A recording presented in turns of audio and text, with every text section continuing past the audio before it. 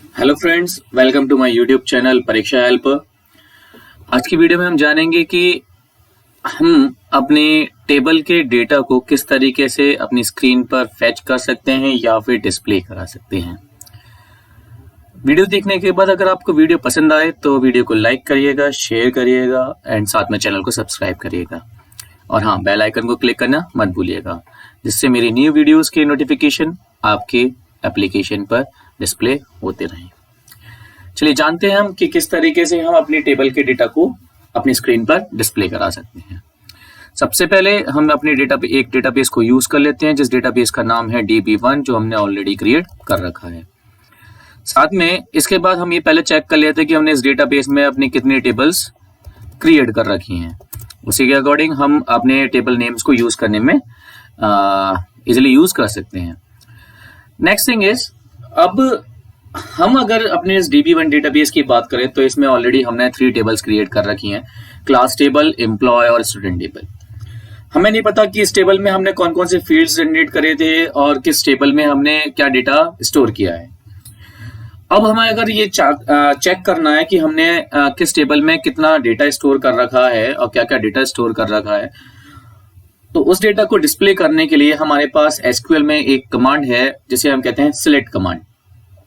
Select command के through हम अपने किसी भी टेबल का डेटा अपनी स्क्रीन पर डिस्प्ले करा सकते हैं और जितना मर्जी चाहे उतना डेटा डिस्प्ले करा सकते हैं। मींस कि टोटल जितना अपना डेटा आपने अपने टेबल में स्टोर कर रखा है, उसमें से अगर स्पेसिफिक डेटा अगर आपको डिस्प्ले कराना है तो वो स्पेसिफिक डेटा भी आप अपनी स्क्रीन पर डिस्प्ले करा सकते हैं according to the some situations.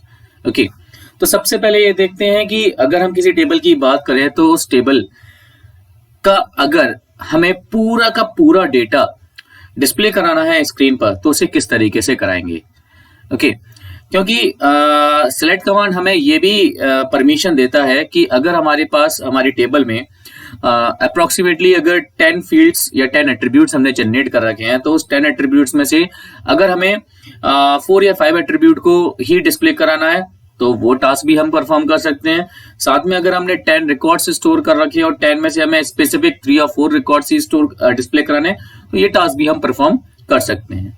तो one by one all these things we will discuss and we will see in this query. Okay, तो सबसे पहले एक काम करते हैं कि हम अपने टेबल का सारा डेटा, चाहे कितने भी रिकॉर्ड्स हों, कितने भी हमारे पास एट्रीब्यूट्स हैं, वो सारा का सारा हमें अपनी स्क्रीन पर डिस्प्ले करना है। तो इसके लिए हम यूज करते हैं सिलेक्ट कमांड। इस सिलेक्ट कमांड के साथ हमारा जो नेक्स्ट वैल्यू होती है, that one is the selection of the attributes, means name of the attributes, कि आप अपने टेबल के किस किस एट्रीब्यूट को डिस्प्ले कराना चाहते हैं। अगर आप सारे के सारे एट्रीब्यूट्स को डिस्प्ले कराना चाहते हैं तो हम सिलेक्ट के बाद एक छोटा सा कीवर्ड लिखते हैं, that one is asterisk sign. ये एस्ट्रिक साइन हमें ये बताता है कि हम अपनी टेबल के सारे फील्ड्स को या सारे के सारे एट्रीब्यूट्स को डिस्प्ले कराना चाहते हैं। तो सिलेक्ट एक्चुअली आपकी टेबल के पर्टिकुलर एट्रीब्यूट को सिलेक्ट करने के लिए यूज किया जाता है। इसके बाद अब जब हम सिलेक्ट की बात करते हैं तो सिलेक्ट हमारा यूज हो गया किस चीज के लिए, कि हमें एट्रीब्यूट्स को चूज करना है। लेकिन किस टेबल के एट्रीब्यूट्स को चूज करना है वो भी हमें स्पेसिफाई करना पड़ेगा। तो इसके लिए हम नेक्स्ट यूज करते हैं फ्रॉम क्लॉज। इस फ्रॉम के थ्रू हम फ्रॉम के आगे लिखते हैं कि हम किस टेबल में से अपने एट्रीब्यूट्स को यूज करना चाहते हैं। तो वो टेबल है हमारे पास स्टू टेबल। ओके, यानी कि हम एक स्टूडेंट टेबल है जो हमने ऑलरेडी क्रिएट कर रखी है, इसके सारे के सारे डेटा को फैच करना चाहते हैं। तो select all the attributes from stu table and a query is complete. This one is the simplest query for fetching the information, जिसके थ्रू हम सारा का सारा डेटा, अपने टेबल का सारा डेटा अपनी स्क्रीन पर डिस्प्ले करा सकते हैं। तो सी दिस, जैसे ही मैंने एंटर की प्रेस किया, आपकी जो स्टूडेंट टेबल थी उसमें जितने भी एट्रीब्यूट्स थे वो सारे के सारे एट्रीब्यूट्स आपके डिस्प्ले हो गए। साथ में all the records that we had inserted वो सारा डिस्प्ले हो चुका है। अगर आपको ये चेक करना है कि हाँ भाई ये सारे के सारे फील्ड्स ही हमारे स्क्रीन पर डिस्प्ले हुए हैं, तो इसके लिए हम चेक कर सकते हैं by using the structure command of the table, that one is DESC, describe stu table. Okay, तो आप यहाँ देख सकते हैं कि हमारी स्ट्रक्चर में हमारे पास 5 ही फील्ड्स हैं, admission number, student name, class, section and mobile number. Same fields are here, यानी कि सारे के सारे एट्रीब्यूट्स हमारे डिस्प्ले हो चुके हैं और उसमें जितना भी रिकॉर्ड्स थे वो सारे डिस्प्ले हो चुके हैं। तो this is a basic command जिसके थ्रू हम अपने टेबल का डेटा फैच कर सकते हैं। इस एस्ट्रिक की जगह पर हम एक स्पेसिफिक एट्रीब्यूट नेम भी स्पेसिफाई कर सकते हैं जो हमें डिस्प्ले कराना है अपने टेबल से। जैसे कि मैं केवल ये चाहता हूं कि मेरी स्क्रीन पर केवल नेम, स्टूडेंट नेम ही डिस्प्ले हो, स्टूडेंट नेम की टेबल ही डिस्प्ले हो और कुछ नहीं। यानी कि मैं जानना चाहता हूं कि मेरे टेबल में कौन कौन से स्टूडेंट के नेम का रिकॉर्ड स्टोर्ड है। तो we can write directly select student name यानी कि the attribute name from stu table. अब यहां पर आप ऑब्जर्व करेंगे दो चीजें। पहले जो मैंने कमांड लिखी थी, इससे पहले जो मैंने कमांड लिखी थी वो कमांड मैंने 2 लाइन में लिखी थी, दिस वन 2 लाइन्स में। अब इसके बाद जो मैंने लास्ट कमांड लिखी है that one is in the single line.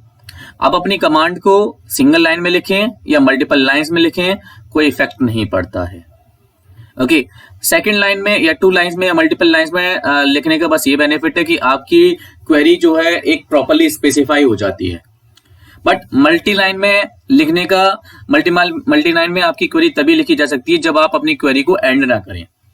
Okay, like this कि मैंने और उसकी पहचान ये भी है कि आपकी क्वेरी जो है तभी स्टार्ट होगी जब आपका MySQL और एंगल ब्रैकेट साइन लगा होगा। इसके बाद ही आप अपनी क्वेरी की स्टार्टिंग कर सकते हैं। तो मैंने लिखा सिलेक्ट एस्ट्रिक और मैंने इसे एंड नहीं किया क्योंकि आपको पता है कि क्वेरी जो एंड होती है वो सेमीकोलन साइन से होती है। तो मैंने इसे एंड नहीं किया। जैसे ही मैंने एंटर की प्रेस किया, it when this one is the cursor is shifted into the next line, means here your query, the previous query is still in the continuation, अभी उसी कंटिन्यूएशन में चल रही है। तो इसी के आगे हमने लिखा फ्रॉम स्टूडेंट टेबल और जैसे ही मैंने सेमीकोलन लगाया तो आपने देखा कि मेरी क्वेरी एग्जीक्यूट हो गई, उसके रिस्पेक्ट में आउटपुट आ गया। अगर मैं सेमीकोलन नहीं लगाता और दोबारा एंटर की प्रेस कर देता तो अगेन कर्सर मेरी नेक्स्ट लाइन में शिफ्ट हो जाता और क्वेरी कंटिन्यूएशन में चलती रहती। ओके, सी दिस हियर मैंने आपकी पूरी की पूरी क्वेरी एक ही लाइन में लिख दी। तो एक ही लाइन में लिखो क्वेरी को या मल्टी लाइन में लिखो, no problem. Okay, but query को एंड करना जरूरी है, that one is with semicolon sign. Okay, तो सी दिस इस टेबल इसके थ्रू आप आउटपुट देख सकते हैं कि आपके पास जो नया टेबल आई इसमें केवल आपके पास स्टूडेंट नेम का डेटा या एट्रीब्यूट का डेटा ही अपीयर हुआ है। अब अगर हम इस टाइप से यानी कि सिलेक्ट कमांड के थ्रू आपने ये जो टेबल जनरेट करी है, ये जनरली टेबल्स जो कहलाती हैं वो एक टेम्परेरी टेबल कहलाती है। इसे टेम्परेरी टेबल भी कह सकते हैं या व्यूज भी कह सकते हैं। ये व्यूज या टेम्परेरी टेबल जो है वो स्टोर नहीं होते हैं, यानी कि जो सेलेक्ट कमांड के थ्रू हम डेटा डिस्प्ले कराते हैं वो कहीं पर स्टोर नहीं होता है। Means that one is a temporary one, मतलब आपने अभी यूज किया है, एग्जीक्यूट किया है तो अभी आपकी स्क्रीन पर डिस्प्ले हो जाएगा। आप अपनी सॉफ्टवेयर को ऑफ कर देंगे तो ये डेटा जो है वो रिमेन नहीं रहेगा। मींस कि आपकी स्क्रीन पे जो डेटा डिस्प्ले हुआ है जिसको आपने क्वेरी के थ्रू फैच किया है वो कहीं स्टोर नहीं होगा। आपकी डेटाबेस में आपने जो टेबल बनाई है उस टेबल में आपने जो डेटा स्टोर कर रखा है that will be the permanent one. Okay, उस टेबल से डेटा को आप अपने अकॉर्डिंग अपनी कंडीशंस के अकॉर्डिंग फैच कर सकते हैं अपनी स्क्रीन पर। ठीक है, यानी कि आप किसी भी एट्रीब्यूट को डिस्प्ले कर सकते हैं, आप मल्टीपल एट्रीब्यूट्स को डिस्प्ले कर सकते हैं।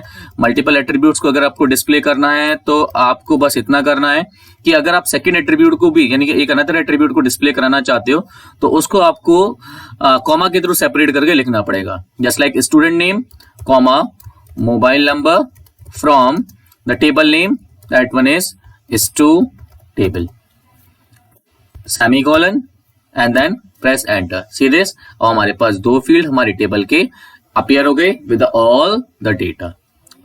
Okay, so by this way we can access the attributes, specific attribute or all the attributes of our table.